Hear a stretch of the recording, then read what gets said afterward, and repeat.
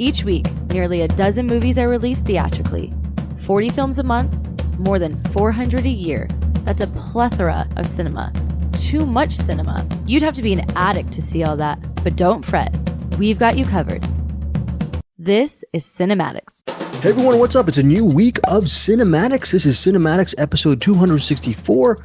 I am joined by my better Eric Holmes. We are covering movies that are coming out on Friday, October 18th. Movies reviewed on this episode. By the way, yes, Bruce Purkey is still in the attic. But the movies covered on October 18th, coming out that day, are Exhibiting Forgiveness, Rumours, Woman of the Hour, and I Will Never Leave You Alone. I messaged Bruce and Eric on the message thing on Facebook. I said, I Will Never Leave You Alone, also known as the Greg Srisavasdi rom-com. That was a joke I was going to use. I'm not officially using it on this podcast because I've already thrown that joke away. That was a very bad dad joke, right, Eric Holmes? A little bit?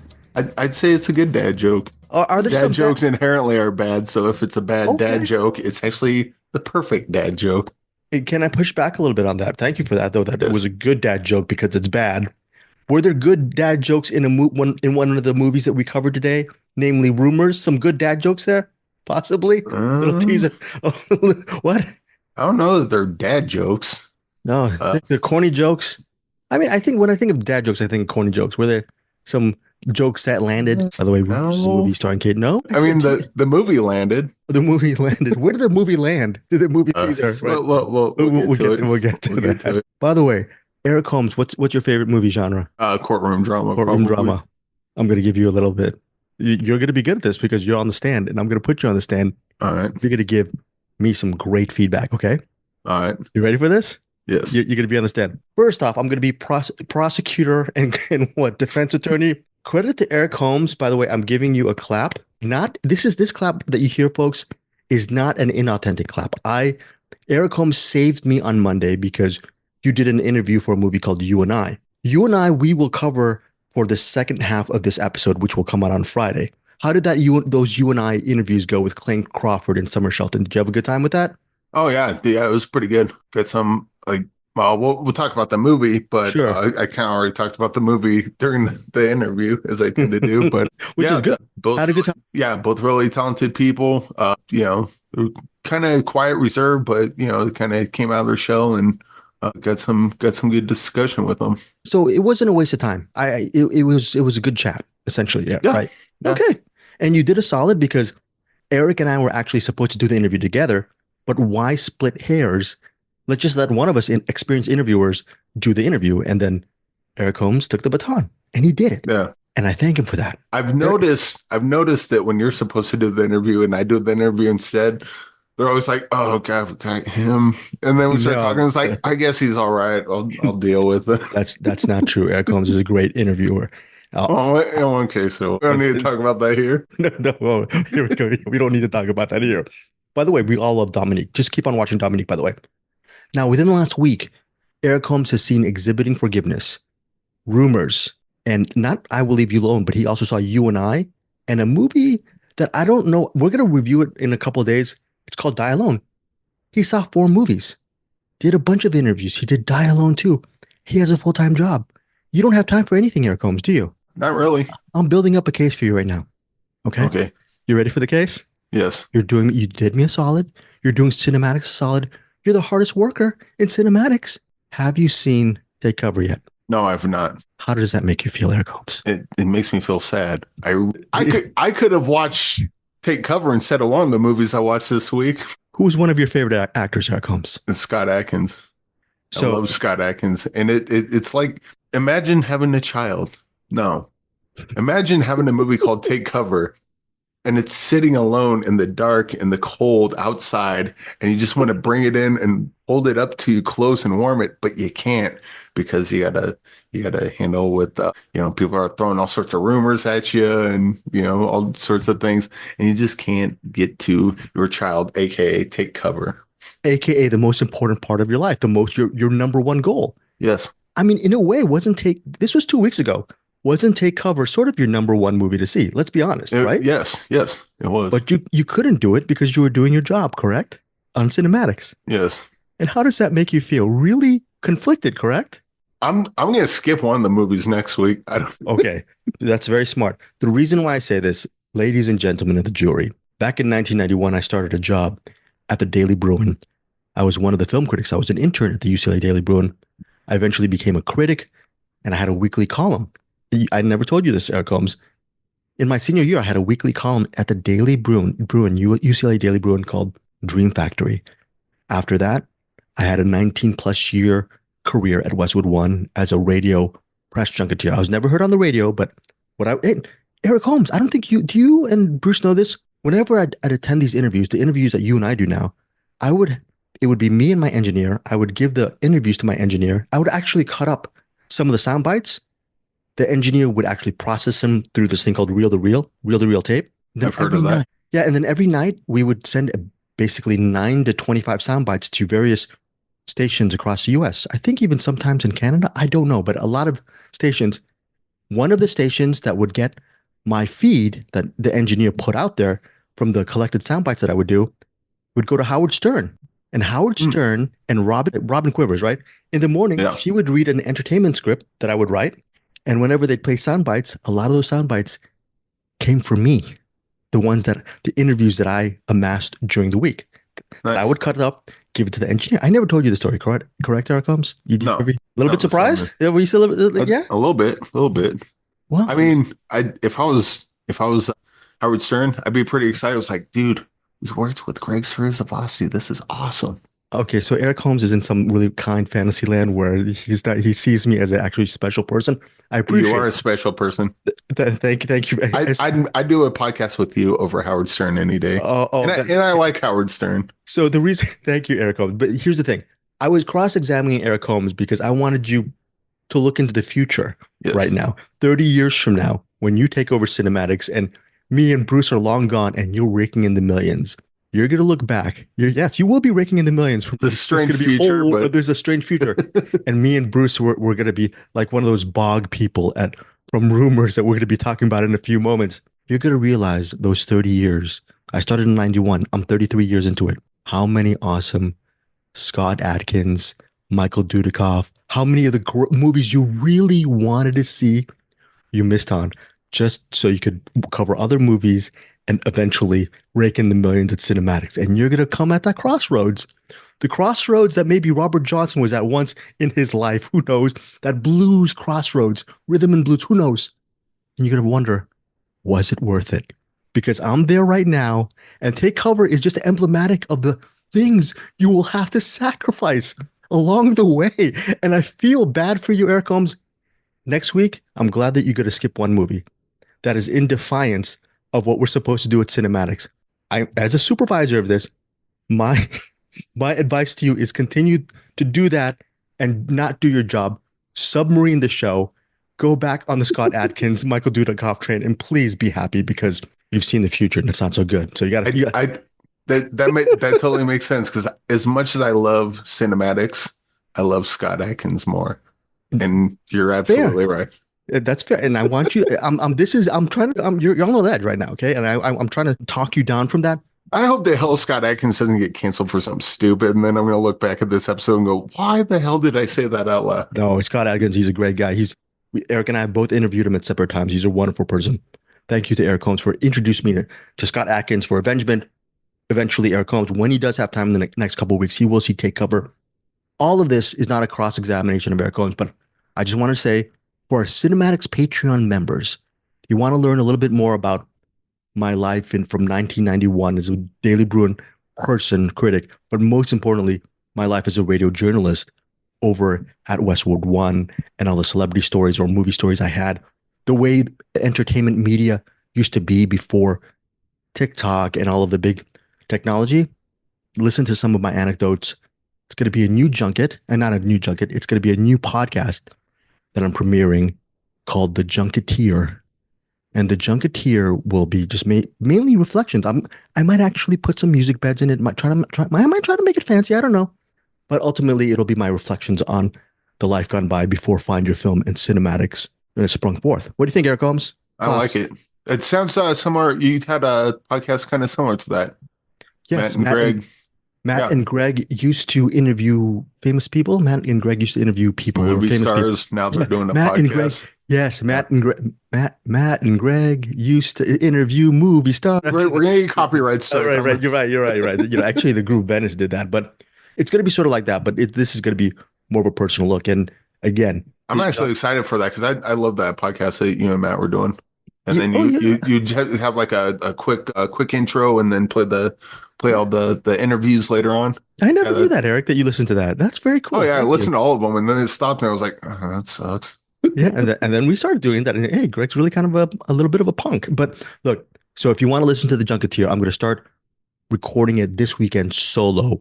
Again, it'll be for our CinemAddicts Patreon feed. To be honest, I don't even know how Apple podcast subscriptions go. I'll look into that. So if you don't want to do Patreon, you can also listen to it for our subscriptions, Apple podcast subscriptions, possibly. Also, one final thing, for our Patreon this month, we're going to record it next week.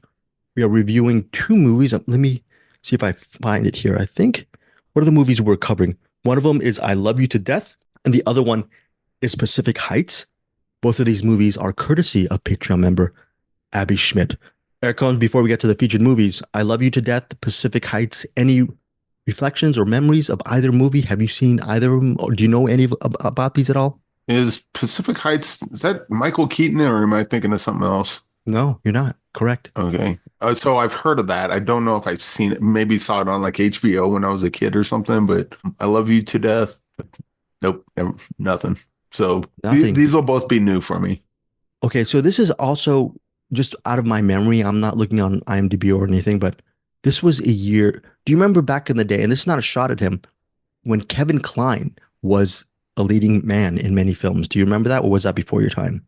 Yeah, I remember that. Back in the 80s and 90s, he was a huge leading. I mean, he still does leading parts now and again, but there was a couple of years where he did movies that were bombs, including this movie called, if I recall, The January Man, which I have to see again because I remember liking that.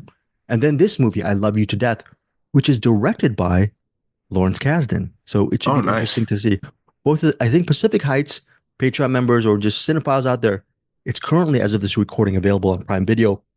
I Love You to Death is available only on digital and on demand. So me, Eric, and Bruce will have to go into our CinemAddicts coffers and get some pennies to purchase I Love You to Death. So thank you again, Abby Schmidt, for CinemAddicts Patreon. We are covering the year 1990 when both movies were released. Before we start, Eric, you want to plug anything? You want to say anything? Any thoughts, feelings, insight? Just go to CinemAddictsPodcast.com for all your wonderful merch needs. As you can see, Greg is wearing right now. It's a beautiful shirt, by the way. It's great. Me, Bruce, and Eric have the shirt, and it's been sturdy over the years. I really like the CinemAddicts shirt. It's a great way to support us. Thank you so much. We're supporting us on CinemAddicts however you do, whether you listen to our YouTube channel over at CinemAddicts or Apple Podcasts, Spotify. They have ads there. If you want ad-free, go to our YouTube. But even if you listen to our ads, you help us as well. Now, Eric Holmes, the floor is yours. We have 4 movies. You tell me which movie we cover first because you are the king of the domain right now. Let's not bury the lead. Let's go with Rumours? No. No. Exhibiting Forgiveness. Exhibiting Forgiveness. Eric, I've been speaking so much. Can you just start off with a little bit of a mini plot, and I'm going to just dive right in. I'm going to have some water right now, and you're going to save me as you usually do every week. Well, I would say, first of all, with this movie, I got confused because I thought it was someone in the present and their older self in the future. Turns out I just read that wrong. It's you follow, what is the guy's name? Terrell, I believe. Well, I don't know. It's not Terrell. It's Terrell. Terrell. Yeah. Terrell. He's an artist, and him and his wife, he's a painter. His wife's a musician, and his paintings, his manager or whoever it is wants him to do another show. And his wife's like, come on, you just did a show. I get my turn. Like, it seems like they kind of take turns. Like, you get to do your thing for a while, and then I'll support you. And then I do my thing for a while, and you support me. And they have to do that because they have a kid and they want to be good parents. Yeah. Yeah. And so, and I thought, oh, okay, this. And then when they cut to LaRon, I thought that was Terrell older. And so that's fair. Yeah. That's where I thought this was going. No. That is not what this is. LaRon's Terrell's dad. Yeah. And he's kind of basically homeless at this point.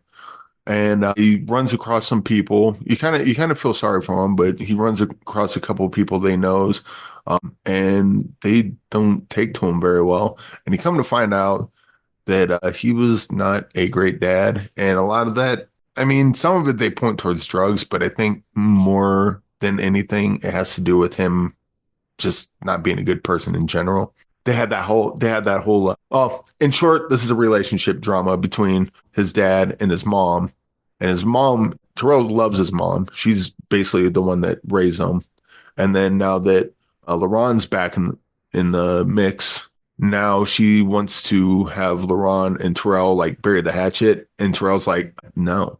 And then you start seeing like stuff that happened in the past, and you come to find out real quick that, yeah, Terrell has every reason to be angry with his dad and not want to have anything to do with him.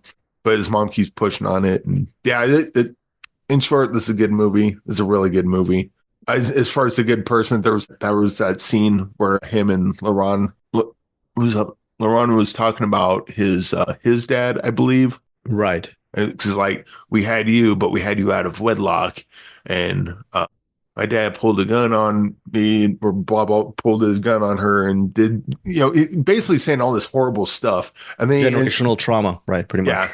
And then he ends the whole anecdote with, yeah, he was a great man. And Terrell's like, what? How is he a great man? It's like, he just made a mistake. Like, I mean, there's so much like conflict and like ideas between all the characters, 100%. Even between Terrell and his mom.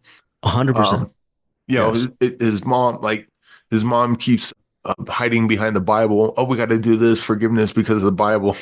Terrell's like, oh, you want to talk about the Bible? Let's talk about Abraham and Isaac. And mom's like, nope, we're not talking about this. So let's mention that the mother's played by Anjanou Ellis Taylor. The father is played by John Earl Jelks.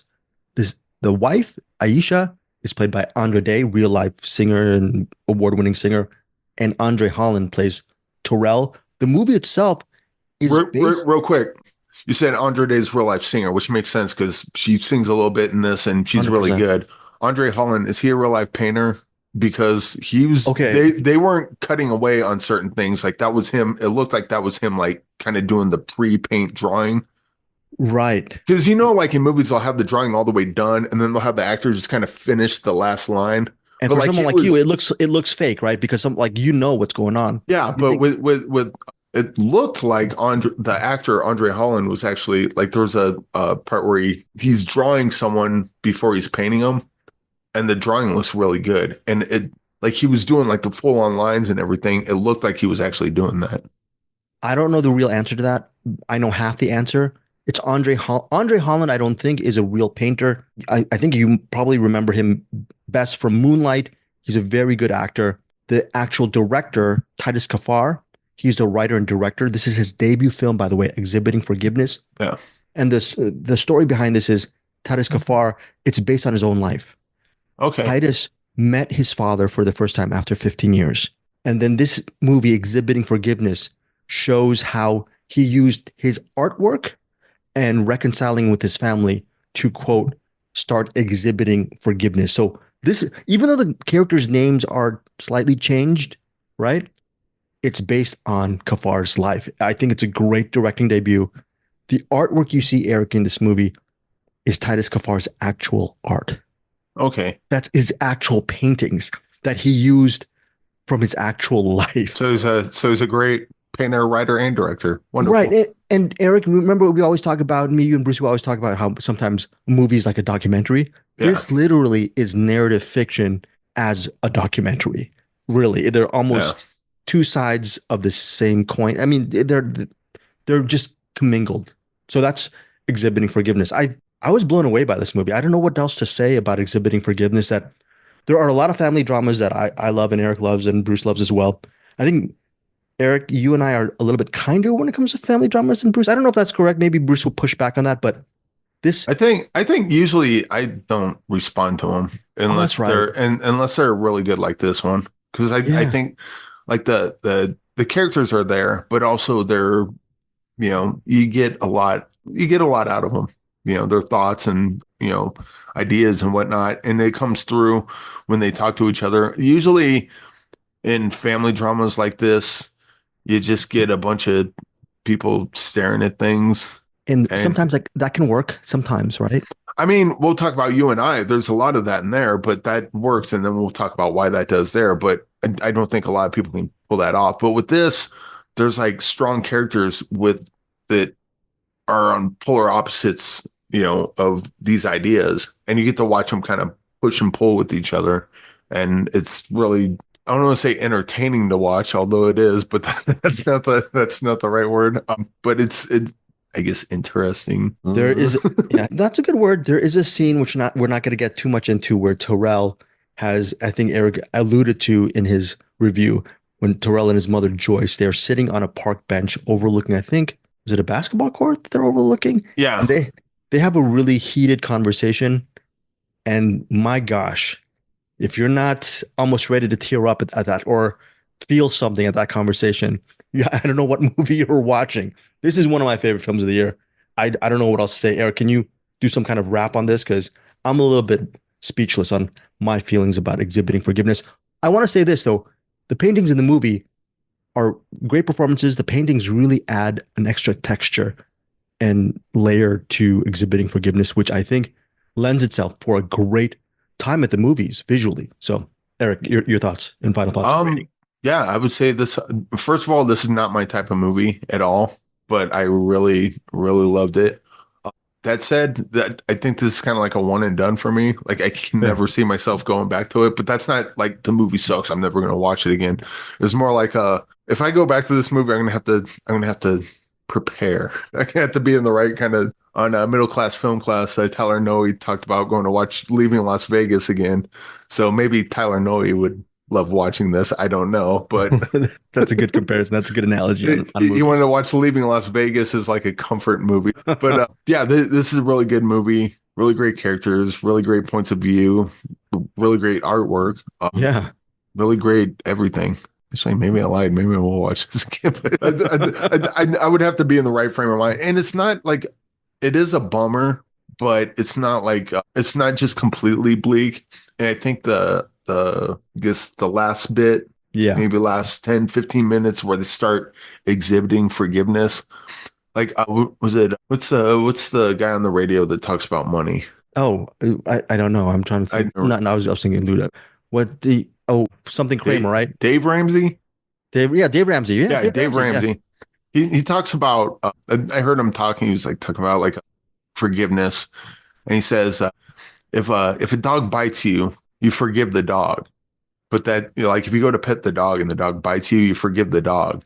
But that doesn't mean you go pet the dog again. It's like, I forgive you. You're a dog. You bit me. It happened. I forgive you. We're never going to see each other again. But they kind of played with that angle. They played with different angles of forgiveness and the way it wrapped up. Like they really set up. I mean, it feels like the whole movie was a setup for that last 15 minutes where Terrell had to make a choice and kind of come to terms with some stuff. And yeah, that's a damn good movie. I'm not a big fan of saying what's awesome about living in Los Angeles, but Eric, I don't know if you saw this in the CinemAddicts thread.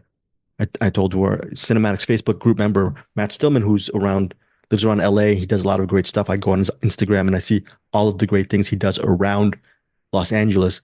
And I mentioned to Matt, the works of Titus Kaphar from Exhibiting Forgiveness, the works you see in the movie, they're on display at a local gallery in Los Angeles until the first week of November. So you can just, I don't know, maybe for some kind of nominal fee, walk in and actually look at the artwork up close. What do you think of that, man? Is that pretty cool? Yeah, that'd be pretty cool. I mean, I'm not going to hang it over my bedroom. Yeah, right. Don't want to get yelled at, but very cool. So Eric, you want to say what you gave it? Yeah, I'll go 5 stars on this. I'm trying to think of like a better version of this and I can't. And I think this movie is so good that Titus Kaphar. Yeah, Titus Kaphar. Yeah, I look forward to seeing what else he does. And I wonder what his range is, because we know he can paint, we know he can make a movie like with the mask, is he like shred guitar or something? Yeah, like, he can do so many. Yeah, right. Pottery. I'm sure. My guess is that he's probably a jack of all trades as far as like artistic endeavors go, and this is just one more that he crushes. Yeah, and look, here's the thing: Exhibiting Forgiveness. This is a movie that I think will appeal to. You don't have to be this intellectual artiste or or just love family dramas, it combines so just as long as you're engaged in life and in the arts, exhibiting forgiveness. Yeah, go ahead. Yeah. If this is what family dramas are, then I'm all about them. In fact, I think this should be the bar. Like if you're not even going to try to reach exhibiting forgiveness in terms of character interaction, just don't even try. I was going to say some stuff, but Eric just said it. Okay, Eric, why don't you put down my rating for exhibiting forgiveness? 6.9. Oh wait, you don't do that. We'll go 5 stars. 5 stars. Eric knows me too well. 5 stars for Eric Holmes. 5 stars for me. Great review, Eric Holmes, for exhibiting forgiveness. Please check it out in theaters only on October. Well, it's in theaters starting October 18th, only in theaters. So this is one of those movies that you're going to hopefully love on the big screen. Tell me, Eric and Bruce, what you think. I really hope. I have not listened to the Cinem-Attic. By the way, you're still giving him a view. You are continuing because of karma. You're continuing to give Bruce kibble. Have you graduated to people food yet with Bruce? Oh, no, he's getting people food now. Oh, what kind of did you? So you said no to beef bourguignon. What kind of maybe any kind of meat? A little Just bit of a $5 meal deal at McDonald's. Oh, geez. Yeah. Are you going to class it up a little bit? Want to make more money in cinematics? I mean, he gets some hot mustard and barbecue sauce. It's fine. All right. Hopefully it's Dijon. Speaking of, I don't know whether this mustard is Dijon mustard or really sour mustard that you don't like. Maybe you like the sour mustard. Maybe you might like Rumours. Rumours is, quote, a Guy Madden film. He's one of the directors in this movie. Stars Kate Blanchett and Alicia Vikander. Centers on the leaders of 7 wealthy democracies get lost in the woods while drafting a statement on a global crisis, facing danger as they attempt to find their way out. Yes, so these 7 democracies, I'm trying to remember which ones they are. Blanchett is the Chancellor of Germany. What else, Eric? Japan? Germany, Japan, Canada, United States. Italy. Sure. Italy, France. So, yeah. Probably England or UK or England, something like that. England. And what? So there's jokes. I'm going to spoil one of the jokes for Rumours so you'll get the taste of it. The U.S. rep, okay? I'm the U.S. rep here is played by Charles Dance. And Charles Dance is a celebrated British actor. And he's playing the president of the United States. U.S. president with an accent. So that's an obvious, I'm not saying knock on the U.S., but it's an obvious joke. Because it's Charles Dance, you were thinking Charles Dance is such a great actor, he would affect some kind of American accent. Nope. It's still an English accent. Then he kind of has like an air of gravitas about him.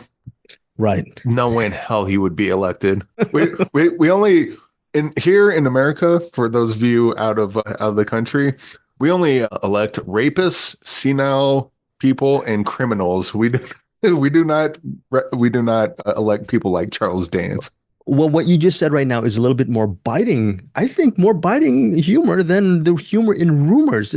We talked about corny dad jokes at the beginning of this podcast. There's all of these kind of jokes abound in Rumours. I mean, it's supposed to be funny that they're hanging out and drinking wine and eating food while they're drafting up this really, hopefully inspiring provisional statement out in a gazebo out in the forest. That's supposed to be cute and funny. And then there's this thing called, they look like zombies. They're called bog people because they're just, I think, human beings from 2,000 years ago that have been unearthed in this estate where they're at. And eventually we get to see who these bog people are towards the narrative. So again, that's some of the stuff that is part of the Rumours universe. So it's a satire. It's just corny humor, which could work for some. I'm going to tell you in a second if it worked for me. But Eric, did Rumours, with all of these things going on, the smorgasbord of influences, did it resonate with you? No, not really. This is definitely like a satire on, I guess, political leaders and their ineffectiveness. But I'm not interested in just politics in general. I'm interested in the fact that I think they're all garbage humans that should not be in charge. And so I enjoy not paying attention to them as much as possible. So I'm guessing a lot of this went right over my head, but then talked to Bruce in the messenger thing, and I guess I did get it. It's just pretty obvious and not much more than that. And I don't know exactly what Bruce's review on this is, but based on what we talked about off air, I think I got a pretty good handle on it. I think he probably feels the same about this as he does Don't Look Up. The difference is in this, you get to watch the political leaders kind of just do whatever they're doing in the forest. Forest, yeah. And it's, hey, here's the satire. We're satires. Look at us satiring. With Don't Look Up, it's obvious, but you also see the fallout. You get to watch all this, all the poor decisions being made and their effects happen in real time during the movie.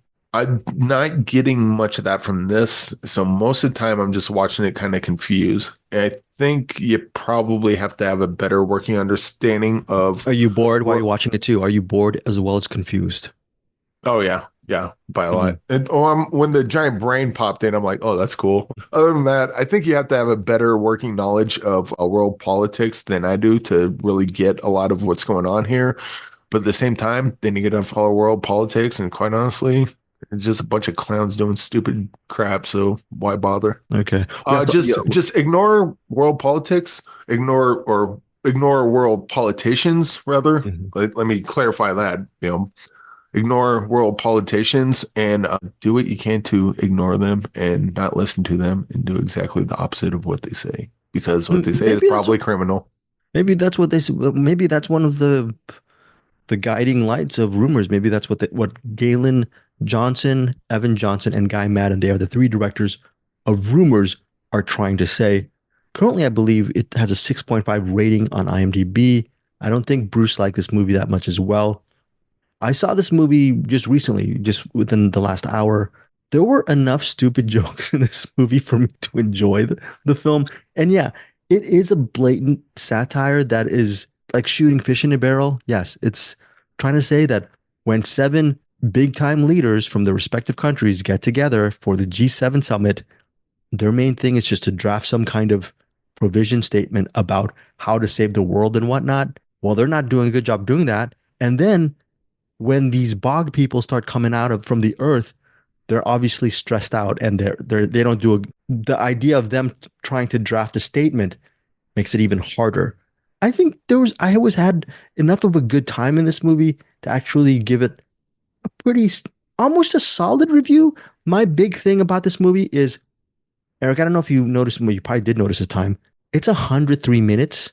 Movie could have been an 85-minute movie. I'm thinking maybe an 85-minute movie. Currently, it's sitting on Rotten Tomatoes at 80% for the ratings.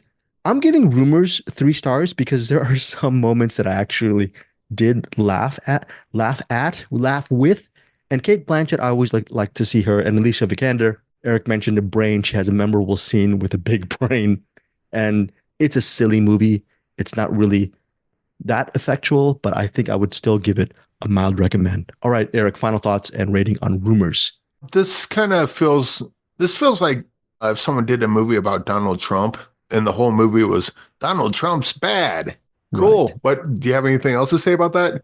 He's also bad. Good point, Eric. Yeah. Okay. I get Donald Trump's bad. Like, does it affect anything, or how does it make you feel? Or are we gonna?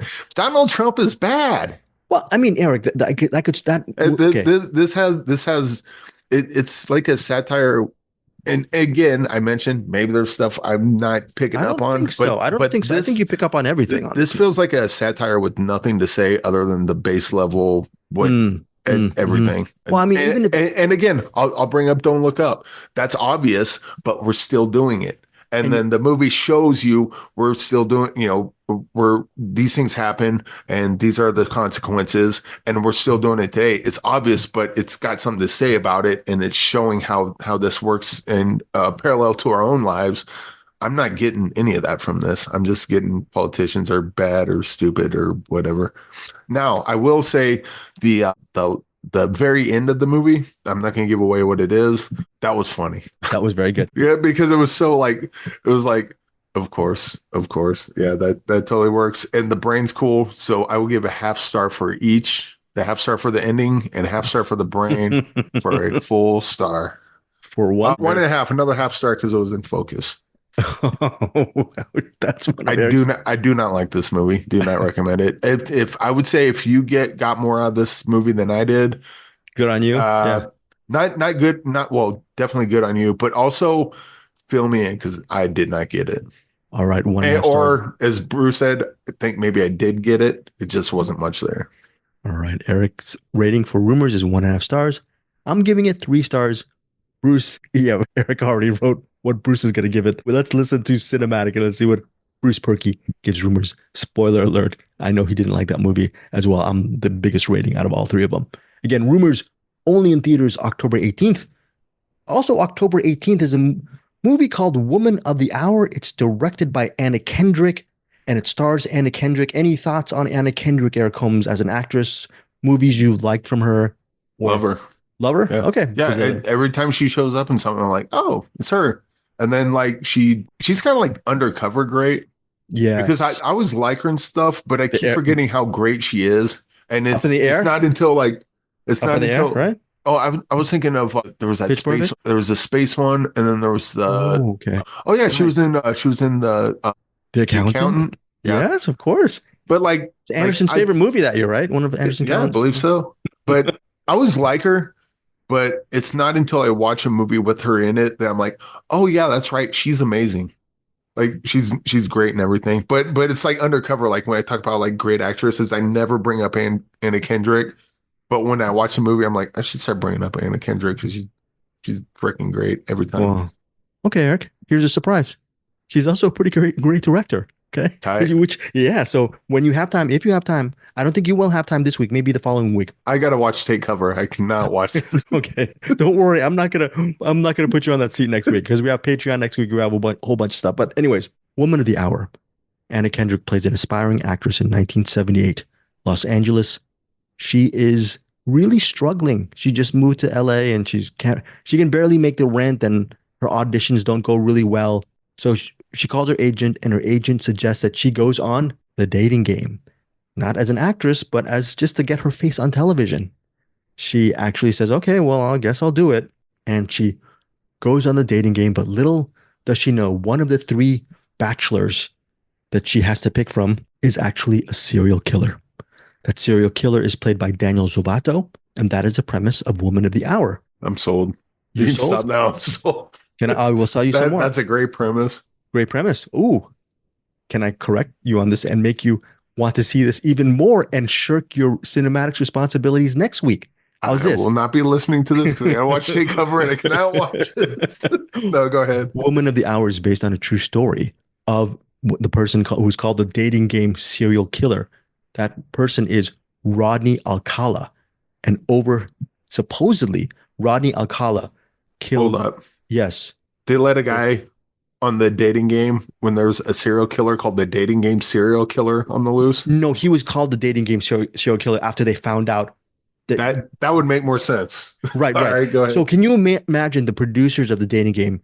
They're vetting their contestants. They're vetting these people. And yes, one of these people slipped through. That was Rodney Alcala. And in this movie, that serial killer is played by Daniel Zovato. So it's based on a true story. All I'm going to say, it's a really fantastic film. I was thinking, how was Anna Kendrick going to tackle a movie set in period 1970s Los Angeles and make it an effective thriller? Because think about it. It's about how she meets the dating game person who's also a serial killer. She makes it really scary, really tense. And she actually juxtaposes several subplots in the movie that makes it very interesting. I'm not going to really dive deep to what these subplots are. Well, there's one subplot regarding a teenage runaway who comes across this serial killer, and you get to see her experiences with this person. And you actually get to see a little bit of the actress's experiences with him as well. Here's the big surprise. The title is Woman of the Hour. Ultimately, the movie's success rests on the performance of Daniel Zovato as the killer. And most of the film is centered on his journey. And it is a scary, scary watch. And we also like to mention value added. I'm not going to say what happens, all right, with Woman of the Hour. At the end of Woman of the Hour, Eric at times mentions end credits, which are unnecessary. Wait till you get to the end credits of Woman of the Hour. Yeah. End credits or post-credit scene? Sorry, post-credit scene where they. I've never said end credits are. Oh yeah. Post credits. I Yeah, apologize. Post credits where they talk about facts. I think yeah. Eric was mentioning with what is it? The Amber Alert. What was that movie that we covered where you said it was a little bit too unnecessary with the post credits? You could tell why it's necessary. Remember Amber Alert? They actually showed the The post credits where they talk about what oh happens. the title, The the title. blah blah Yeah. blah. This mini bubble. Yeah. Yeah. So those kind of statistics are you get to see some of that scroll at the end of the woman of the hour, Okay. and you will be Oh, very so surprised. I thought you were talking about like a post credit scene, like Samuel Jackson comes in. So like, Oh no. well, Anna Kendrick, I want you to join our dating game initiative. That's so funny, Eric. No, but when you get to see the facts behind this serial killer, it will blow you away. The movie itself is really well done. I'm giving Woman of the Hour on Netflix October 18th. By the way, Kendrick is also very good. That said, the movie really rests on the performances of Daniel Zovato. He's just very, very good. Kendrick's also good as well. And the person who played the runaway, she's excellent as well. I have to get her name. She's only been in a couple credits. While I'm doing that, can you think of other Anna Kendrick movies you love? By the way, Well, eh, there was that one movie, that space one, all right, and that was good. I can't remember I had to look these up, but there was that one, and then there was the one where she was getting away with her and her friends were going on a retreat. Alice Darling. Alice Darling. Was that Yes, the one with her abusive boyfriend? that thing. Yes, Yeah, yes. that one was really good. Very, Yeah, very Up good. in the Air. Let's see, what Yeah, do we got? I haven't seen any of the Pitch Perfect movies, but Was it Stowaway? Was that the you're space one? right. That's the movie. Yeah. Stowaway, Stowaway. That's it. Also, the actress Autumn Best, she plays Amy, the runaway, who actually has a run-in with Daniel Zovato's character, Rodney. Again, Woman of the Hour, worth a check out on Netflix, October 18th. 4 stars from me. So moving on, we will get to I Will Never Leave You Alone. Well, unfortunately, that's Bruce. Eric and I are done for this episode. Don't worry, folks. Bruce has reviews of I Will Never Leave You Alone. He has reviews of Rumours. He has reviews of Exhibiting Forgiveness. That is it for this part of Cinematics. They're gonna get to the real deal with Bruce Purkey, right? Are we Yeah. Bruce Purkey's opening act for Cinematics now? I think so. I think so. Yeah. I mean, look, he's up in his attic. He's got all the time in the world to practice podcasting. So that's why he's better at it than we are. Bruce, you better be studying really well up in. By the way, he didn't leave the attic for a trip, a sojourn to Seattle for 5 days. How were you nice to him? Why were you so nice to him when you gave him 5 days in Seattle before you had to chain him back up over the? I didn't know about that. Someone snuck him out, but then they My snuck him back goodness. in, so I'm not complaining too much. Very, very good. Hey Hopefully- Bruce. Hey Bruce, here's a tip. When you escape, stay escaped. I wasn't gonna come chase you down. I'm too old for that. All right, that is it. Eric, you want to say anything before we get out of here for this episode? Yeah. Looking forward to the Anna Kendrick one. Yeah. Yeah. Do you Exhibiting promise? Forgiveness, not my movie at all. Not my type of movie at all normally, but this was a really good one. And so if you're like me and you just kind of roll your eyes at movies like this, maybe not roll your eyes and give this one a shot. Rumors, if you got more of it than I did, let me know. I would like to know what I'm missing or not sinking into deep enough or whatever. All right, guys. Thank But you. the brain looked cool. The brain. Yeah, I mean, you were kind of do. You gave it 1.5 stars. Sure, a couple of half stars here and there. Not bad. So I'm attracted to brains. you're not just the brains. All right, we're done with this episode, Cinematics episode 264. But before we get to the cinematic, here's Claire. Goodbye, everybody. Thank you for joining Cinematics. Welcome back to another Cinematic, the attic of cinema. Bruce is in the cinematic again after being away for a week. So, my reviews will be a little odd this week because my conditions of watching movies were a little odd this week. Usually I'm tucked away in my chilly, dusty attic with a few morsels of food. Maybe I grab a rat that skitters by with thanks of whatever Eric decides I'm worthy of getting up here. But this week I escaped and I was on the road in Seattle. What does that mean? Well, my movies were either watched on planes or on my phone. So I watched 3 screeners on my phone. Not optimal conditions for watching movies, but I can still think I can give you pretty pretty reasonable reviews of what I thought of these things. And then I've got a couple movies that I will say whether they are recommends or not recommends for in-flight movie watching.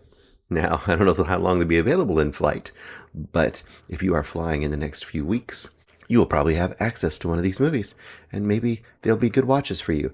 Everything was a first watch this week, though. Nothing was a rewatch. So take that into account, whatever that means. Okay, my main reviews for the week, the feature reviews, are Exhibiting Forgiveness, Rumours, and I Will Never Leave You Alone. I think that at least one of the guys is going to see each of these movies along with some other movies that they are watching, but I will discuss these three movies specifically, and I'm going to go from worst to first. Worst to first. All right, what is the worst of those three? I Will Never Leave You Alone is the worst, in my opinion. This is directed by D.W. Medoff, starring a few people, but mostly starring Kenneth Trujillo and Katerina Eichenberger. Sorry, I'm ready to read the IMDb. I usually have notes. I don't have any notes this week because I had nothing to write on, and I was watching on my phone. Eichenberger, I believe that's right. So, okay, this is low-budget horror movie, so I'm not going to expect a ton from a low-budget horror movie. I should be kind of friendly to it. So it's really just how does it work in the world that it's giving you. Unfortunately, it doesn't work very well, to my opinion. Okay, here's the deal. Kind of a cool setup. I'll give you that. So the setup is this. This main dude, he's in men in prison. You don't know what for, but he's been in prison, and he's finally getting out. And when you see him getting out, he's really happy. But he looks like a fairly okay guy. He doesn't seem like really rough and tumble. But obviously he's done something to get him in prison, so he couldn't be that great, right? Maybe. Or maybe he was wrongfully imprisoned. We don't know. And then he has this really weird deal with parole. So he's with his parole board person, and she's taking him out, and she says, well, here's what's happening. Usually you go to a house that essentially is maybe sometimes you have a parolee kind of a house where you have to work during the day and come back at night, or some kind of different conditions of parole. You have to come back and talk to your parole officer every so many weeks and show him you have a job and whatever. There's usually some sort of slow reintegration into society. So not unusual. This one is a little unusual. This woman takes him to this house and she says, hey, you're here to clear this house. And he's like, what? And there's a name for it. I didn't write it down, but there's a name for this kind of house that's basically, it's like a cursed house, a house that has a cursed past. And this one does because there was a murder that occurred there, right?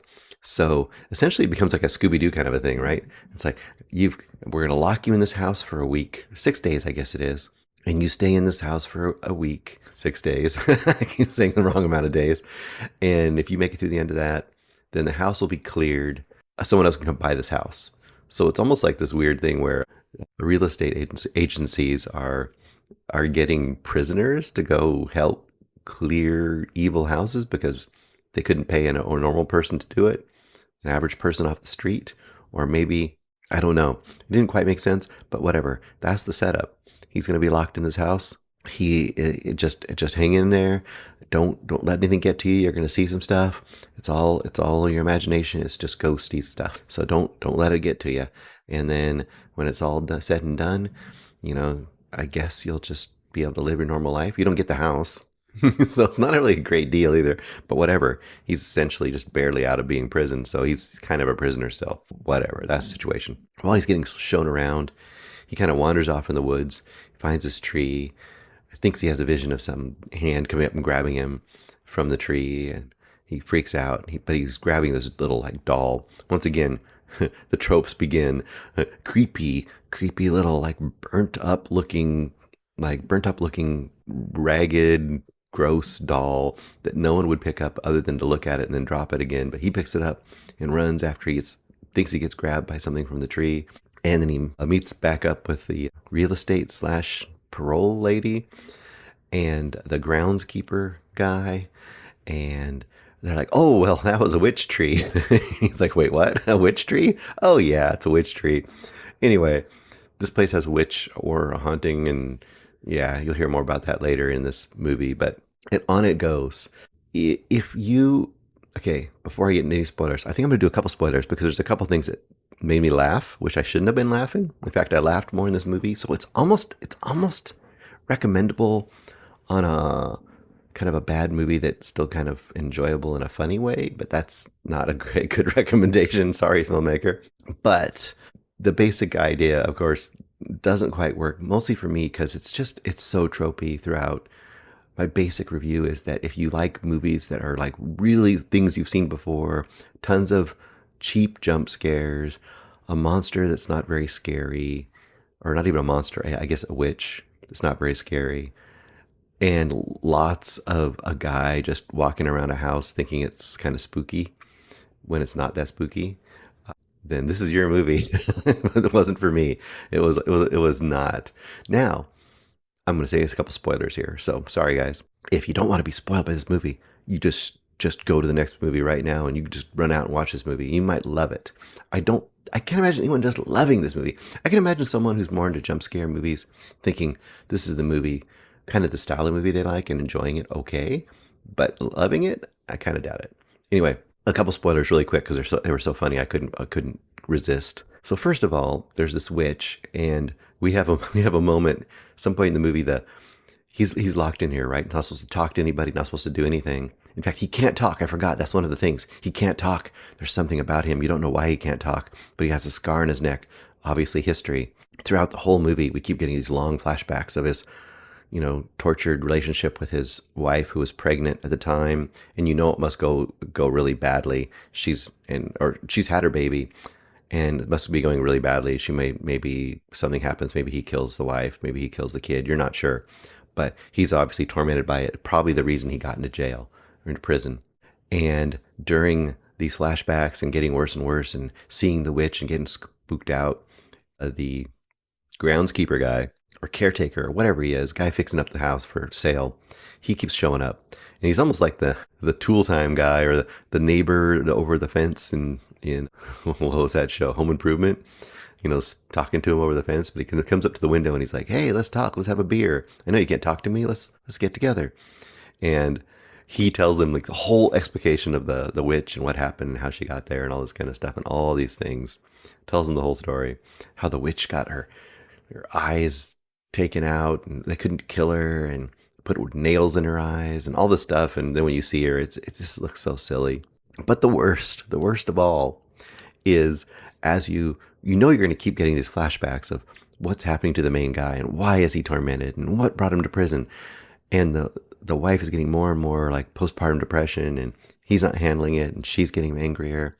And then one night he comes home and this is going to sound terrible, but for some reason the way they played it was so over the top. It was funny. And maybe that just means I'm sick, but she has killed the baby. She's put it in the microwave and she killed it.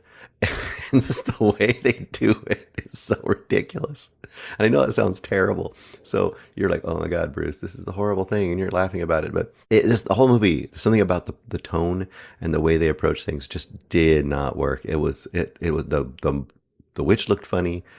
The over histrionics of the wife. Oh, the wife kills the baby and he's standing there and they have this shot where it's kind of in the foreground is the cooked up baby and it's just supposed to shock you and it's just like, wow. And then of course she goes out in the yard afterwards and distraught, and while he's watching she goes and takes the emergency brake off the car and lets it start slowly rolling down the driveway, and then she goes and lays it behind it so it'll run over her head, which they don't really show. But it was just like, I think I saw that in The Happening and it was funny then too. I don't know. Not good. I want to give this like 3-star banger, but it's not good. It doesn't do what it tries to do well, I don't think. So 2 stars is kind of generous for this movie because you know what? I'm going to say it's a 1-star banger. That is a weird one where it's really bad in all accounts. It doesn't work at all, but there's some weird level of entertainment in it because of its just missing the mark in so many ways. So I'm going to make it a 1-star banger. I'm sorry, filmmakers. I'm sorry, but that's my reaction to this movie. Now, moving along. Second worst or best of the week was Rumours. Rumours is directed by 3 people, but Guy Maddin is the most memorable, probably. There's Evan Johnson, Galen Johnson, Guy Maddin. And if you know Guy Madden, you'll know his style. I've reviewed a couple of his movies on here. I kind of like his style. Very quirky, very oddball, usually highly frenetically edited, black and white generally. It's almost impossible to describe other than to say it's a very, very unique and specific style. This movie doesn't have that look or feel at all. I'll say that out of the gate. So if you were to tell me, when I didn't know, hey, this is a Guy Madden movie, I would have said, no way. This is not a Guy Madden movie. I've never seen a Guy Madden movie that looks anything like this. I haven't seen all the Guy Madden movies, so maybe that's me. But everything I have seen from Guy Madden doesn't look like this. Anyway, so it's got Guy Madden. It's got this real indie weirdo pedigree. It's got Ari Aster as a producer, I think, or a co-producer of this movie. And then check out this cast. Got the IMDb pulled up for y'all. Yeah, it's the Southern in me. Got Cate Blanchett, Charles Dance. You might not know some of these names, but you'll know them if you see them. Nikki Bird. I've seen her in a ton of things. Roy Dupuis, Denis Ménochet, Takahiro Hira. And it goes on and on. Oh yeah, and Alicia Vikander. So lots of indie cred and non-indie cred in the cast as well. So especially Cate Blanchett. I mean, obviously and Charles Dance are both huge names. So what is this movie? When I first saw this was coming out, I saw the trailer, and I actually watched the trailer, and I thought, wow, this looks like kind of like a hot mess. And it is kind of. The basic concept is you have the G7, and if you don't know what the G7 is, you can look it up. But it's basically the leaders of the main countries in the Western world every year, for real, get together, and they, try to come together and say, like, what do we need to do going forward? What's of the democratic power nations in the world? It's not United Nations per se, but what is our goals? And when they do this, I guess it's not every year, but every so often they get together. I'm sorry, I'm not an expert on the G7. They get together and then they do this joint, kind of statement. And this movie basically takes that premise, and all these leaders, and you heard the names of most of them, are playing the leaders of these countries. It's Japan, China, or no, China's not involved. Japan, Germany, USA, Canada. I can remember all of them, probably not. England, France, Italy. I think I might have got all of them, or almost all of them. I might have missed one. So basically, it takes the idea of them all sitting down. They're in this gazebo out in the German countryside, next to like a manor, like a vacation place. But all of them are out there in this kind of really fancy gazebo in the evening, drinking, eating, and trying to come up together with what this joint statement is going to be. That's the setup. Earlier in the day, just to tell you, they had a little tour and they were shown that there was an excavation nearby digging up some bog people. Everyone has seen bog people, the people that died, they were in a bog. They're preserved and mummified by that. They're kind of black and kind of covered in goo. Now in the previews, it looked like, wow, they're going to make this like a zombie movie with the G7. And that's kind of how it's pushed in the trailer. I will tell you, if that's what you're expecting, it really doesn't deliver on that, because it's about 90% G7 satire, very, very gentle satire, and 10% kind of supernatural, sort of, other in the fact that there's a couple of those bog guys just standing around moaning but not doing much. There's also this is also in the trailer, there's a giant brain in the woods. Doesn't amount to much. So it's like there's these elements that could have been surreal, I suppose, but it doesn't come across enough to be surreal. The best way, I think, is that they're just trying to make this almost like a parable, or everything's analogous in this. Like, the brain, what does that stand for? With the bog people, is that just like the commoners, probably? There's all the stuff with the different G7 members, and every one of them has a characteristic, and the characteristic is kind of like a characteristic of what that country is like. The American president's always, is old and he's falling asleep and he kind of thinks he knows what's going on all the time, but he really doesn't know what's going on all the time. And, the German leader is, it's the whole thing about the Canadian leader is really supposed to be like sexy and hot, and he's supposed to be like had an affair with the leader of England, but then maybe he's having an affair with the leader of Germany. It's like, and they have it really heightened, like kind of score. So very like melodramatic, orchestral score. That's kind of a little bit. You see a little bit of that in Guy Madden. He does kind of these really outlandish, over the top scores with his movies. But and I feel like what it's really trying to do, this movie I feel like is trying to kind of hit the heights of like a Doctor Strangelove, where it's taken the, can I say it? Are we a family show? It's taken the piss out of like the highfalutin, self-important government types in Doctor Strangelove and kind of turning it into a farce, showing how foolish they are. And this movie's kind of trying to show how petty and silly and non-important all these world leaders are in their G7 summit. But the satire is just, at one point they even point out, like almost like a meta joke, like one of them says something like, "Hey, we're all acting like we all represent what our countries are, and we're all acting like what our countries are." But it's just it's broad, but in the most simple and not even, I don't know. It isn't very interesting. It doesn't get very incisive, and I think that's the thing. Like if you're going to do a satire like this, we should really be like, wow, that's just cutting. That is cutting to the bone, the real nature of the like silliness and pettiness of these international, groups. And the closest they get is that they have this petty statement they make every so many years that comes to nothing. But it's such a basic statement. Final rating on this, humor, comedy, it's tough. It's going to work for some people, this style and the way they're approaching the satire. For me, it didn't. I honestly think that the vast majority of people, this is going to be kind of a big bore. And it was more in that category than the opposite for me as well. I think realistically, I'm going to go, I don't know, 2 stars. I mean, I feel bad doing 2 stars, but that's honestly about as far as I can go on this one. It just didn't work for me.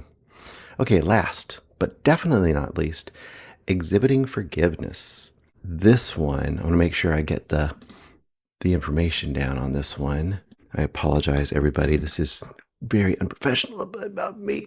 I am looking up the information right now so I don't forget, because I should give credit to the people as due. Okay, here we go. Exhibiting Forgiveness is directed by Titus Kaphar. That is cool. Titus Kaphar. And I believe Titus Kaphar, who is the director, is also the artist. And there's a whole bunch of artwork in this movie. It plays a key role in this movie. It also stars Andre Holland as Terrell. He's great. Laron, which is his father, John Earl Jelks. Andra Day as Terrell's wife. And then Anjanou Ellis Taylor as Joyce, his mom. Okay, that's kind of your main cast in this movie. There are more people, but that's the main people. Exhibiting Forgiveness is fantastic. This is one of those movies that you could describe the plot, and it's one of those things that you could hear the plot, and it could be absolutely melodramatic or absolutely great. And it's all in the presentation and the execution and the direction and the acting and the script and all these things. And in this one, it totally works. And what I say about that is it's at core a family drama. It's not like things you haven't heard before. And the basic idea is Terrell, he's, I didn't say how old he was, but I'm going to say he's like probably in his late 30s, early 40s. He's a successful painter. He's got a wife and a kid, and they're just living a pretty good life. You can see that they're kind of getting settled in. They seem happy, pretty well adjusted, and his paintings are doing well, which is surprising for an artist. And you see them, and they're really cool. They're huge paintings. They all have the same format. They're all like, and they got to be like, I don't know, 10 feet by 10 feet. And a lot of them are like street scenes, like a really normal street scene. Like literally if you're standing on one side of a street and looking across the street at like a house, and some people are interacting in that scene, like they're either mowing the lawn or they're riding a bike or they're jumping a fence, that kind of a thing. So not like hugely dramatized within the paintings. They're almost like everyday occurrences, but these are things drawn from his life. And as the movie goes on, you kind of find out what some of these paintings mean. And they do a really cool thing where sometimes they'll have him show him painting the paintings. Sometimes they'll show him partway through changing them, like maybe painting out a person on the painting, or they'll show the painting kind of just roll by the actual scene and stop at the spot where the actual house is, and you see it kind of, coincide with the scene for a second. So one part of the scene is painted and the other part isn't, and then the painting just gets rolled the rest of the way across. But it's not super quirky. It's not super Wes Anderson-y. It's just once in a while they do that to kind of give you the idea of like how these paintings represent some of the things you have been seeing. But I don't want to overemphasize the painting part. It's definitely a part of the movie, but really this movie is like 85, 90%, family drama, and very, very well drawn family drama, where Laurent, as you see early in the movie, Laurent is literally living on the street. And there's this great scene, and this isn't giving it away, there's a great scene where Laurent is on the street. There's like a robbery at like a local mini market or something, right? And Laurent's just sitting there on the side of the street, and when it's happening, and he kind of stumbles into the mini market, almost like as it just got robbed, and you think, oh my gosh, he's going to try to help the person in there. But no, he starts beating on the person so he can take stuff too. So immediately you get an idea that Laurent is pretty like kind of controlled by his addictions, right? So you think like, oh, it's going to be this interesting movie where it's like, you don't find out at first, but you eventually find out. You're like, oh, you got Terrell, you got the son of this father who is living totally out of the, out in the world in a way that most people don't. And you're going to kind of get this parallel storyline. But almost right away, Laurent comes up to another house. You'll find out later who that person is, and kind of is just like, needs help. He's kind of, begging for mercy. Bring me in. I want to better myself. I want to get out of this life. I want to come back to the world. That's kind of the idea. And as he's coming back to the world, he's coming back to his former wife, which is, of course, is Terrell's mom. And he's coming back to Terrell. And Terrell ain't having none of it. Terrell has no interest in forgiving or re-engaging with his father whatsoever. And that is the core of this movie. How do you deal with a past that is in one way or another abusive when that person from that abusive past decides they want to better themselves and kind of go on their forgiveness tour, but as one of the people who maybe got hurt or traumatized by that other person's past life, how do you decide to re-engage or not re-engage with that person? And how does that forgiveness, or how does that, coming to peace occur? And the interaction you get between Terrell and his wife and his kid and Terrell's father and Terrell's mother, his other brother, his brother, I think you get the idea his brother is like a half brother. It's fantastic. And there are several scenes in this movie, and there's some flashback stuff in here too, but it's done really well. And it's not overly heavy-handed. You could see this movie like way too like, I don't want to say reliant upon the flashbacks. And it does use them, and it does use them to great effect, but it just weaves them in such a way that it kind of helps further elucidate the current state and why the people are at where they're at and why they're acting the way they are. And also it kind of unravels some layers of like how angry a person should or shouldn't be now, and how forgiving a person should or shouldn't be now. So it's and this gives you some great context, which is what a flashback should do. It should give you some great context. It's a fantastic movie. Is it too early in the season, and is it a little bit too small of a movie to get tons of Oscar buzz? Maybe, but this is also the kind of movie that could be one of those dark horse movies where you've got all the big, Oscar push, star vehicles that get a lot of buzz and often rightly do. But usually every year there's one or two little movies that come out of nowhere and make a statement. And I could see this being one of those movies. So Probably not easy to find right at the moment, but it probably will be fairly easy to find soon. But I would say look in your area, especially if you live in a major metropolitan area, art house cinemas. Look for Exhibiting Forgiveness. Especially if you like really well acted, really well realized family dramas with a lot of heft, emotional heft. This one's a great one to look for. And I will highlight one more time the artwork. I think I might be, if I'm not wrong here, the artwork is done by the director, and the artwork is fantastic. And when I saw it happen, it just looked like real artwork. It's really, really good. I hope you guys check out this movie. It's fantastic. Greg can, maybe already has, can correct me if I'm wrong about the artist and who the artist is, but I know that the artist is seriously involved in this production, and I thought that was pretty great. All right, really quick. 2 recommendations for this week. This is a kind of a different recommendation thing for me. So on this trip, like I said, I had a trip out to Seattle and a trip back to Seattle. And on each way, as you are often stuck on planes with only the options of the in-flight movies that you have to pick from, what do you watch? What is a good one to watch? I usually go for things that are kind of crowd-pleasing, but also not super dramatic. So I watched 2 movies I hadn't got around to seeing yet. And on one trip out, I watched Abigail, and that's directed by Matt Batelli-Ulpin and Tyler Gillette. I believe this is the duo behind Ready or Not. It is. I think they go by a name. I forget what it is. Like as a group, they have a name. They did Ready or Not, and they did one of the newer Scream movies as well. So they're kind of solid, crowd-pleasing kind of genre movies. Abigail is no exception to that. Most people kind of know the shtick to this one. I will just say it's a bunch of what you'd say, a band of ne'er-do-wells who kidnap a young ballerina who is apparently the daughter of a very rich and powerful crime figure in the area, almost a mythically powerful one. But there might be some secret about her that you do or don't know. If you don't, it probably makes the movie a little more fun. But even if you do, it's still pretty fun.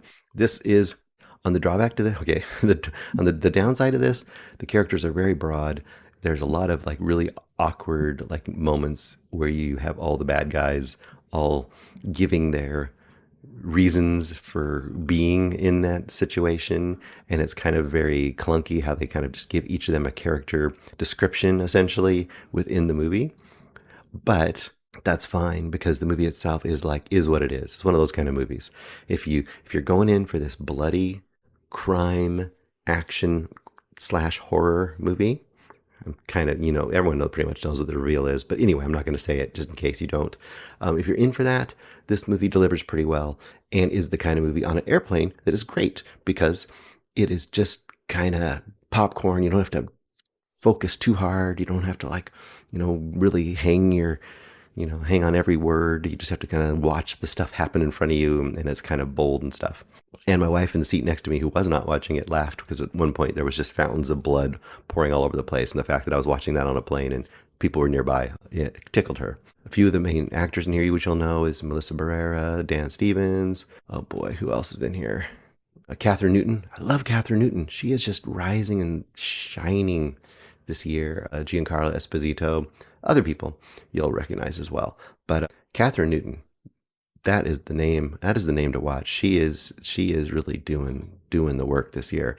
And she can play like these kind of side bits, but she can also, I think she has enough to carry a movie. I really like her a lot. Anyway, Abigail, a lot of fun. Perfect airplane movie. Almost perfect airplane movie. The perfect airplane movie is the other movie I think I saw. So by the way, 3.5 stars for Abigail. Oh, and I didn't, oh my gosh, I'm doing terrible. Did I give a rating for Exhibiting Forgiveness? It's 5 stars if you did not figure that out. It's a 5-star movie, Exhibiting Forgiveness. Oh my gosh, I am all over the place. I blame it. I blame it on the jet lag. That's it. Okay, my top flying in a plane movie would be The Fall Guy. And The Fall Guy is Emily Blunt, Ryan Gosling, directed by David Leitch, Aaron Taylor Johnson, who's fantastic in this movie, and a bunch of other people, Hannah Waddington, or Waddingham. I forget her name. She's, you know her if you see her. From Ted Lasso, I believe. Just a great, this is the example of taking a TV property and making it into a really fun movie. This movie is what you expect it to be, but it does it really, really, really well. I mean, it's got that great balance that you don't get in many. It's most action movies these days. I feel like they're action movies or they're comedy movies, although comedy movies are kind of rare. But this is kind of that action, comedy, romance with super likable characters. I mean, Ryan Gosling and Emily Blunt, no surprise there. But it's just done so more effortlessly than I can say the word. It's just done in such a fun and just energetic way. And the action's good, and the comedy is pretty good too, I think. And the romance, you're rooting for the couple. At least I was. I mean, this kind of feels like it falls into that same camp as movies like, I don't know, like Romancing the Stone, or kind of even in the buddy cop kind of movies. It has a little bit of that kind of feel too. So, kind of those, Lethal Weapon-y kind of things. Any of those kind of movies where you just want that real, not super serious popcorn movie, but it's got some action set pieces that are really good and effective and clear and easy to understand. I believe the director obviously was a stunt person, and I think that's obviously some of the selling point of this. And one of the things they do great, so in the end of movies, a lot of times they'll show you bloopers or they'll show you whatever behind the scenes. And this one just shows you a ton of the practical stunts being done that you just watched and showing the actual stunt people doing them, which is obvious, but perfect. Like, that's what you want. At the end of this movie, you want to see what stunts were actually done. And a lot of them were actually done. And a lot of the things in this movie that probably wouldn't have been practical, actual stunts in other movies were actual stunts in this movie. And the movie they're making looks silly and ridiculous, and they have a lot of fun with movie making. So I think this just ticks a lot of boxes for movie fans. So comedy, action, stunts, romance, movie making. I mean, what else do you want? This is super, super satisfying popcorn movie. Probably 4 stars. This isn't going to change the world, but in its own way, it kind of does. I feel like of all the summer big budget summer movies I watched this year, and there were some good ones. We had Wolverine and Deadpool and all that kind of stuff. This one was really, I feel like, underloved. I feel like it should have got a lot more love. And maybe it just had that hangover effect of too much Ryan Gosling after Barbie. Like, if this had come out 3 years later, I bet you this would have been a bigger hit, because there's no reason it shouldn't be. It's very, very, very satisfying. Okay, that's all I've got for the week. Talk to y'all soon. I'm sure we have a bunch of new movies next week for you, and we will talk to you then.